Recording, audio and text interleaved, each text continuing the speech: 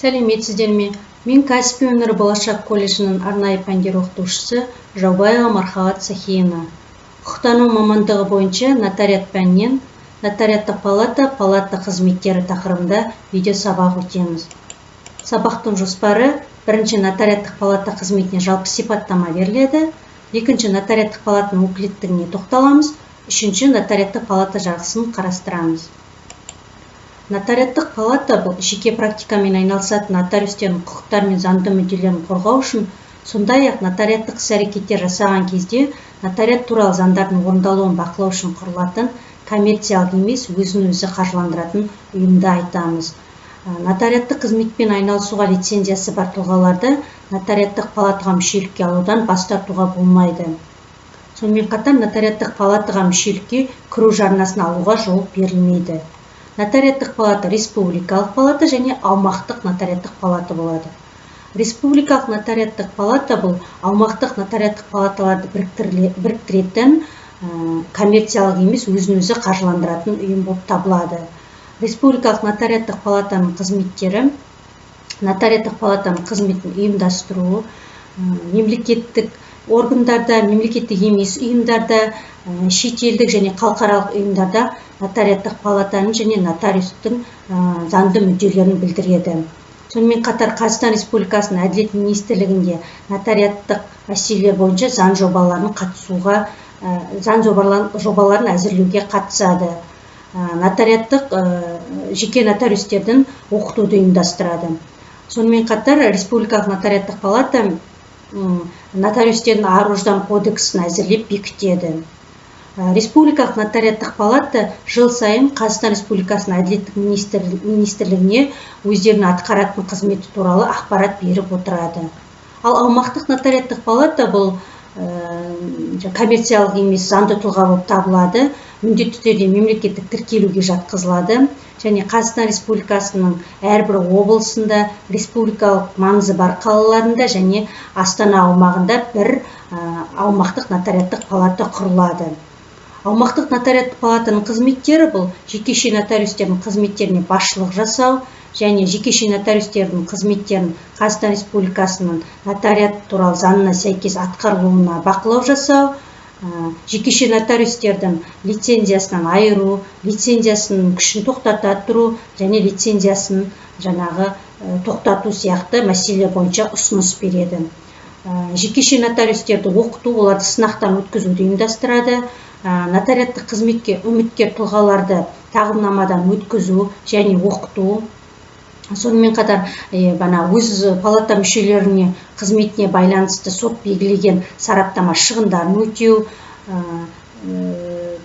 Жекеше нотариустер нотариаттық қызмет атқарған кезде кәсіптік және әдеп нормаларын бұзған жағдайда нотариустердің әдеп кодексіне сәйкес жауаптылыққа тартуға. Сонымен бірге жекеше нотариустердің нотариаттық іс-әрекеттеріне жеке және заңды тұлғалардан түскен ұсыныстар мен шағымдарды қарау қызметтерін жүзеге асырады. Аумақтық нотариаттық палата егер жекеше нотариустердің қызметтеріне заңды және жеке тұлғалардан шағым түскен жағдайда олардан атқарылған нотариаттық іс-әрекеттер туралы құжаттарды сұратуға және іс-әрекетіне байланысты түсініктемелер талап етуге құқылы.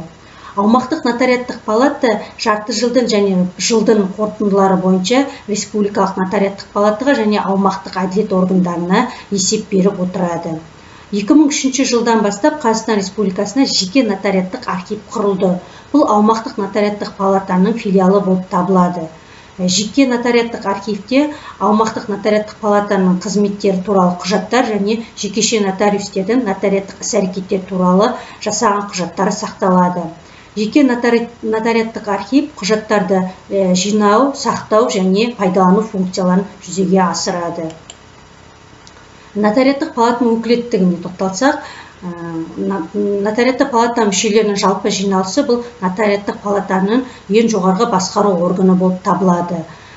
Нотариаттық палатаның жалпы жиналысының құзыреттілігіне нотариаттық палатаның жарғысын қабылдау, оған өзгерістер мен толықтырулар енгізу, сонымен қатар нотариаттық палатаның төрағасын, басқарманың, тәртіптік комиссия мүшелерін сайлау, олардың өкілеттілігін тоқтату, нотариаттық палата органдарының қызметінің есептерін бекіту және нотариаттық палатаның бюджетін бекіту жаңа құзыреттіліктері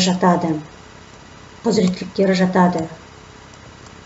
Қазақстан Республикасының нотариат туралы заңына сәйкес нотариаттық палата басшылығының қызметі бұл жаңағы нотариаттық палата мүшелерінің жалпы жиналысында сайлаған нотариаттық палата басқармасы және нотариаттық палата төрағасы жүзеге асырады.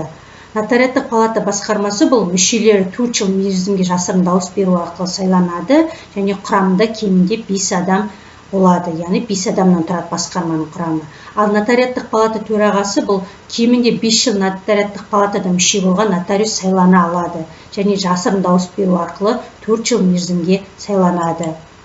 Нотариаттық палата төрағасының өкілеттіктері бұл нотариаттық палатаның жұмысын ұйымдастырады, мемлекеттік органдарда, қоғамдық бірлестіктерде нотариаттық палаталардың мүддесін білдіреді, палаталардың қызметіне басшылық қызметті жүзеге асырады және Қазақстан Республикасының заңдарында белгіленген өзге де қызметтерді жүзеге асырады. Ал нотариаттық басқарманың өкілеттілігі бұл жеке және заңды тұлғаларға заң көмегін көрсету қызметін ұйымдастырады, палата мүшелерінің жалпы жиналысын шақырады, нотариаттық палатаға мүшелікке қабылдауды жүзеге асырады, нотариустердің кәсіптік біліктілігін арттыру жұмысын ұйымдастырады және нотариустердің әрекеттеріне жеке және заңды тұлғалардан түскен шағымдарды қарайды. Жаңа жоғарыда айтып кеткендей, нотариаттық қызмет бұл Қазақстан Республикасы нотариат туралы заңымен және нотариаттық палатаның жарғысымен реттеледі. Нотариаттық палатаның жарғысында мыналар, яғни нотариаттық палатаның атауы, қызметінің мақсаттары мен негізгі түрлері, палатаның құқықтары мен міндеттері, палатаға мүшелік болу, мүшеге қабылдау, мүшеліктен алып тастау тәртібі, палата мүшелерінің құқықтары мен міндеттері, басшы органдарды құру тәртібі, олардың атқаратын қызметтері, нотариаттық палатаның мүлкі мен табысын пайдалану тәртібі, жарғыға өзгерістер мен толықтырулар енгізу тәртібі және палатаны қайта құру мен тарату тәртібі, таратылған жағдайда мүліктің тағдырын қарастыру ережелері көзделеді. Сонымен қатар Қазақстан Республикасының заңдарына қайшы келмейтін өзге де ережелер нотариаттық палатаның жарғысында қаралуы мүмкін. Бүгінгі тақырыбымыз осы. Тақырыпты қорыту бойынша сұрақтар мен тапсырмалар, яғни төменде көрсетілген сұрақтарға жауап береміз. Нотариаттың түсінігі деген не екеніне жауап береміз. Нотариат жүйесінің құрамын анықтаймыз. Республикалық және аумақтық нотариаттық палаталардың құқықтық жағдайын салыстырамыз. Нотариаттық палата жарғысына талдау жасаймыз. Және үйге тапсырма, тақырып бойынша қысқаша конспект жазу. Қазақстан Республикасы нотариат туралы заңның қабылдануы Қазақстанда қандай өзгерістер енгізгеніне талдау жасап, өз ойымызды білдіреміз. Назар қойып тыңдағандарыңызға рахмет.